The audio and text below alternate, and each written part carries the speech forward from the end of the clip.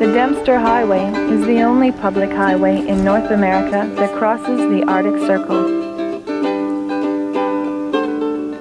It is 737 kilometers of all-weather road that begins in the Yukon and winds its way through majestic mountains and vast tundra to the Mackenzie Delta of the Northwest Territories.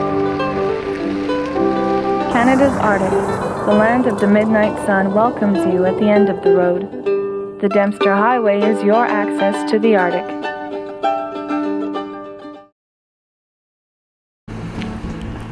The Dempster Highway starts just off the Klondike Highway at the Klondike corner. 41 kilometers up from the corner is Dawson City. This is where the Yukon River and the Klondike River meet.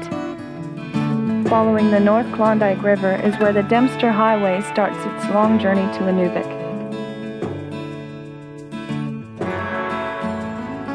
The southern Ogilvie Mountains at the foot of the Tombstone Range is where the North Klondike River has its source. The Dempster follows this river valley to tree lines and starts a sharp descent to the North Fork Pass on the Continental Divide. Because of the extreme cold temperatures across the Northern Hemisphere, during the Ice Ages when the rest of Canada lay under a heavy blanket of ice, the mountains along the Dempster remain largely free from glaciation. After leaving Tombstone, look for moose along the river valley.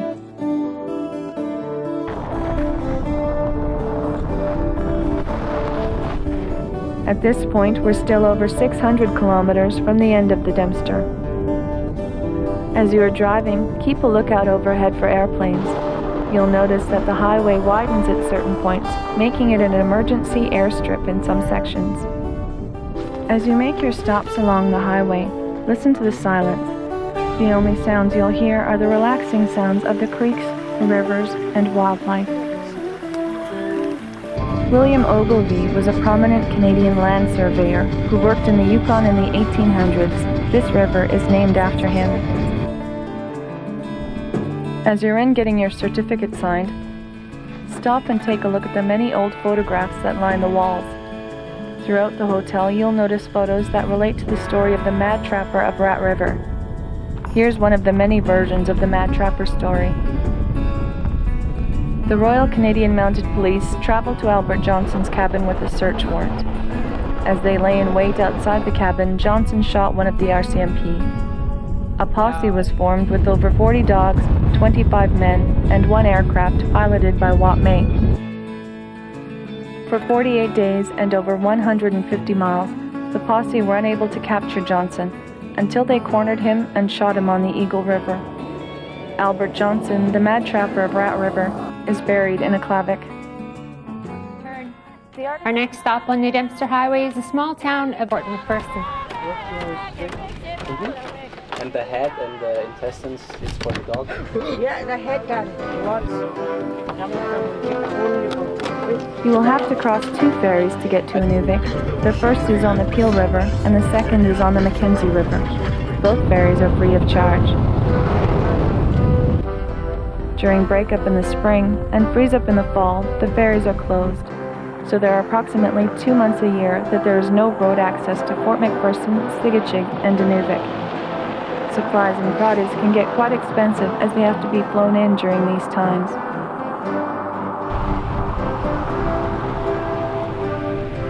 The Mackenzie River is the largest river in Canada. It has long been used for transporting goods. From Inuvik, Tuk is just a short plane ride away.